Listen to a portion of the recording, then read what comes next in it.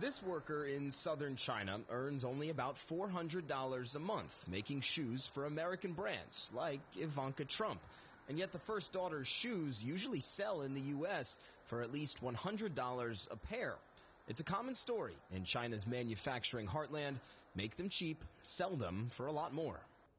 Ivanka is a very good client, but of course I never imagined her father would become president.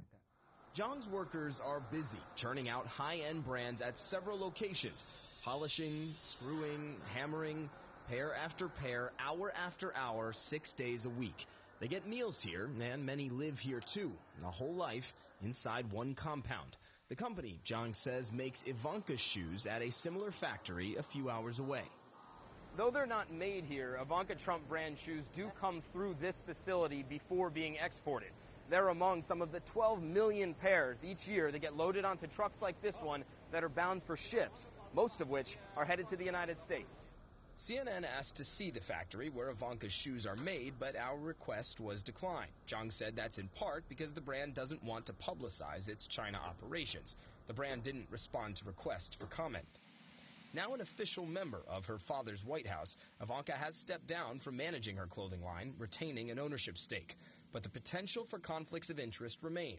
Her lawyer told CNN, quote, if there were a trade agreement that was specific enough to focus on a tariff in a country where her clothing is being made, she should not participate in that. Given what the president campaigned on, though, that could be more than a hypothetical. China's taking our jobs, our money. China, which has been ripping us off.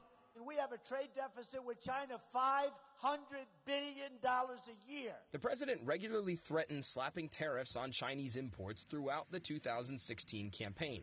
He's not done so since taking office, but they could be high on the agenda when he meets China's president for the first time in Florida on Thursday.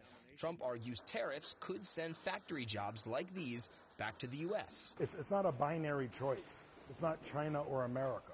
There's a lot of in-between. Ben Schwal helps American businesses produce goods in China.